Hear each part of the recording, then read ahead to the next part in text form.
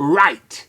So, Fright Yard, you're caught in the middle of a post-apocalyptic turf war between these two gangs or tribes or whatever they were, the demented and the twisted. And you're caught in the middle, and they don't like each other. And if you're in the way, they'll go through you to get to the others. Then they're quite ready to take, you prisoner or do terrible things to you because it's fun. Maybe they're not cannibals. Maybe they just like ripping arms and legs off of people because it's something to do. So you've got these guys running around and they got chainsaws and some of them have flamethrowers and it's intense. Perhaps one of the most intense of the whole urban decay, post-apocalyptic madness zones I've ever done. It was the CDT amped and cranked up well beyond... to the nth degree, one of the best locations they ever had for it. And all of this, like this twisted scraps and broken vehicles and fire. And what was interesting, though, for those people who are online, horror night dweebs way back, or we're talking about ourselves here, so be nice, Jimmy, okay. I hadn't quite gotten into it yet, but I had discovered Haunt Freaks. And I lurked a bit on that area before, by this point it already started to disappear, and I was disappointed, and I hadn't quite found the vault yet, but I was vaguely aware of the Chainsaw Wolf thing I'd heard a little bit about, I think already by this point. If it wasn't, it was the next year. But 2004, there were graffiti up around with the names of some of the people that you might recognize if you had lurked in the forum. So, including people who are today still around, like, B Square and Dr. Raymond Holmes and a few others. I don't believe those are the names they used back on Haunt Freaks, but they're the same people who had been horror night aficionados for ages and were around for a long time. And there were like shout-outs to them in the actual graffiti and stuff. And it was, I think, one of the first signs that Universal, someone in A&D had been reading the forums and was putting a shout-out to them in the actual zone. So that was one of the first signs of that sort of interactivity between the internet community and the event planners, which, of course, would continue to quite a degree to this day, as I'm sure there are people watching this right now. That was so that made it even more entertaining to those of us in the know. The last scare zone was called Midway of the Bazaar, a name that had been used many times before, but this time it was quite different. It was all in that boneyard area, which no longer exists, and it was primarily consisting of parade floats. The area itself had a sort of carnival freak show. Actually, they built huge, structures. It wasn't just through Amity anymore. So they built, setups for tents and openings for a freak show with all sorts of posters like you would see at a great old carnival sideshow back in the day, with all the various oddities and attractions and posters. And then they would have interspersed with them the actual carnival floats. It was best to go in the scare zone when the parade wasn't going on because the floats were all there. And the very same ones used in the parade. And then jumping out from behind and around these were the characters, usually, circus freaks and clowns and other creatures, but also sometimes creatures that were associated with the various parade floats. And it was themed up to, this carnival parade.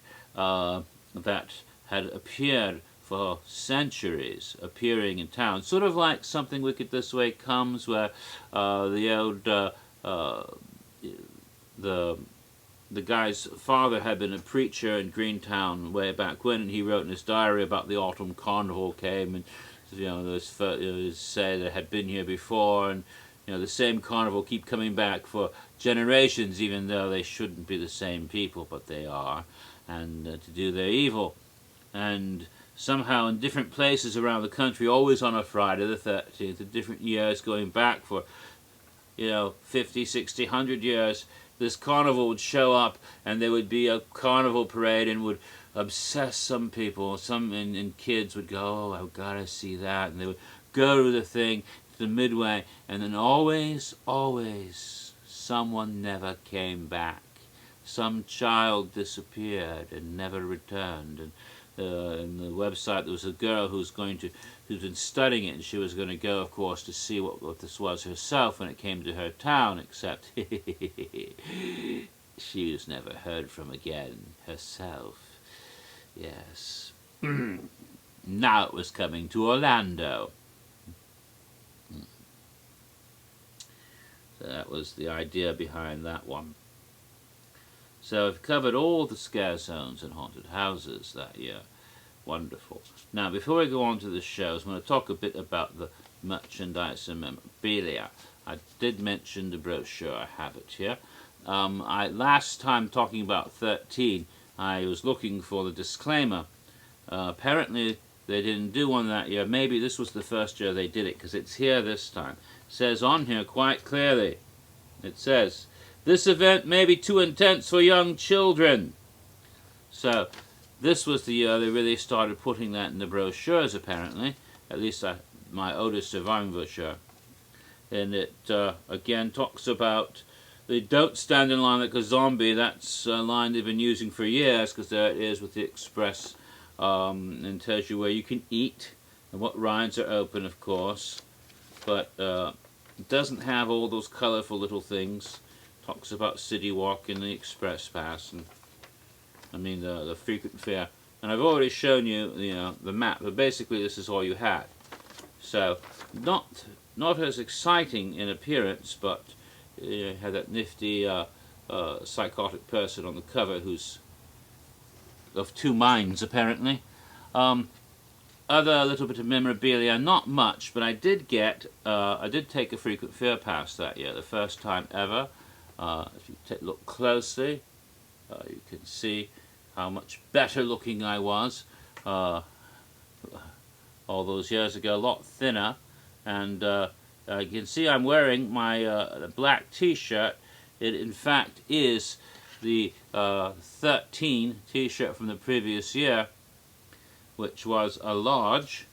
And nowadays I take a triple extra large or something, but back then I took a large. And you also notice I'm wearing beads, quite a bit of beads, because this was at the end of the first night I decided to get one, and I was still wearing all the beads from the parade. That year's t-shirt, there were a couple of them, but the only one I got was this one. I didn't get the one with the houses logos, unfortunately. I got this one. It says 2 times the fear, and Halloween Horror Nights 2004, and a Roman numeral 14. And then on the very bottom, it says Universal Orlando Resort, not Universal Studios Florida, not Islands of Adventure, Universal Orlando Resort, calling in for the resort-wide concept. Now, what's neat about this, not really neat, but basically this was an extra large. It was the first time I ever bought an extra large, and that was because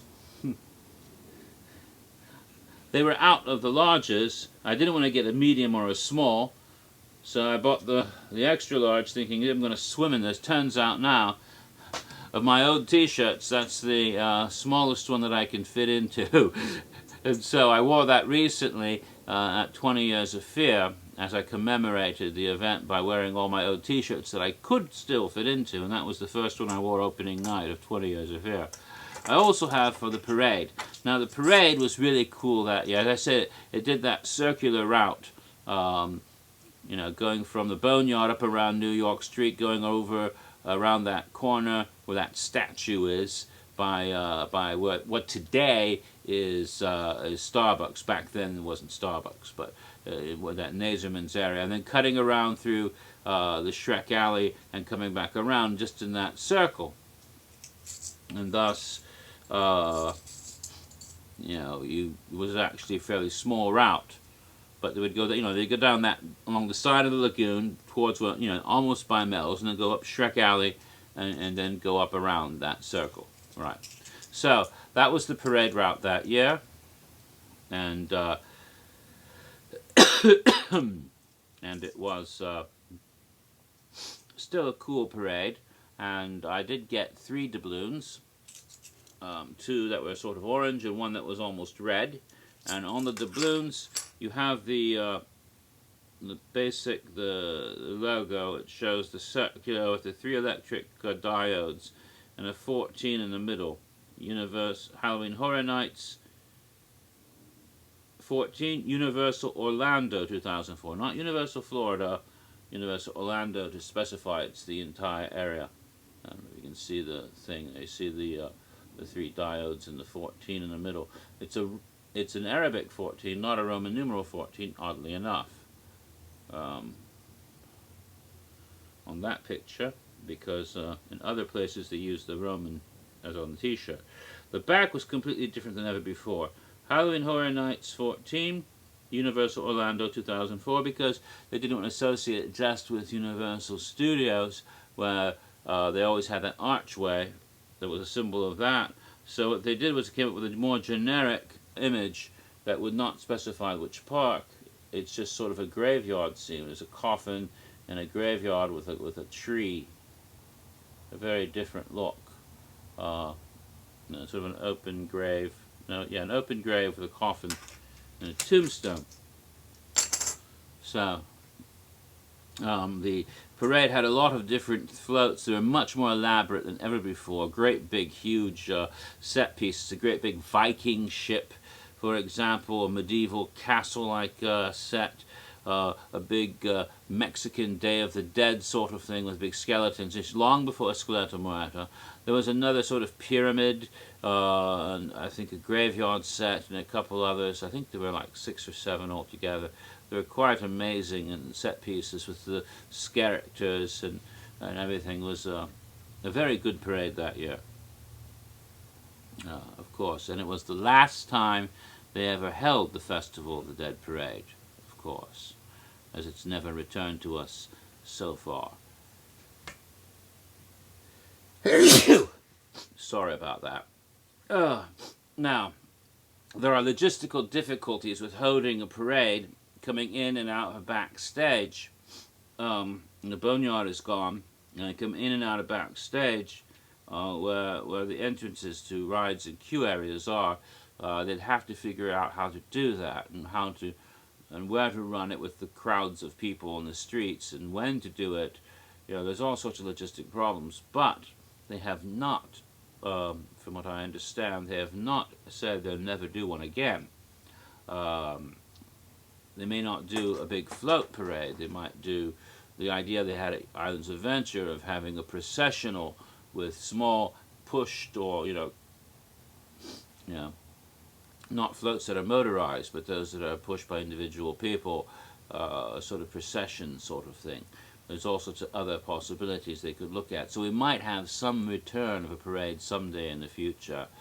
Don't necessarily count it out. They might find a way to make it work. Of course, we have our great show every year, which is Bill and Ted's Excellent Adventure. That year was a pretty awesome one, and once again, it was held at the Islands of Adventure section. As the far extreme you could go was the Toon Lagoon Theatre area, where you could go and see Bill and Ted. Now, that year, the main villains were once again Dr. Evil, came back, but this time he wasn't subbing for someone else. So Dr. Evil came in with his sidekick that year. His partner in crime was Mr. Burns from The Simpsons. So we had Evil and Burns, twice the boldness of Evil in one place. And they were running as presidential candidates. Remember, 2004 was an election year. And so the political humor was taken to a new degree that year during the whole election process between George W. Bush, the incumbent president, and John Kerry, who was the Democratic challenger. And both of them appeared in the show. In order to become president of the United States, the team of Evil and Burns decided to kidnap Bush and Kerry to prevent them from being able to run, and thus ensuring they would be elected because there'd be nobody else. In this, of course, they were challenged by our stalwart heroes, Bill and Ted, accompanied by such people as, well, I'll continue on the next one because we're past 15 minutes again.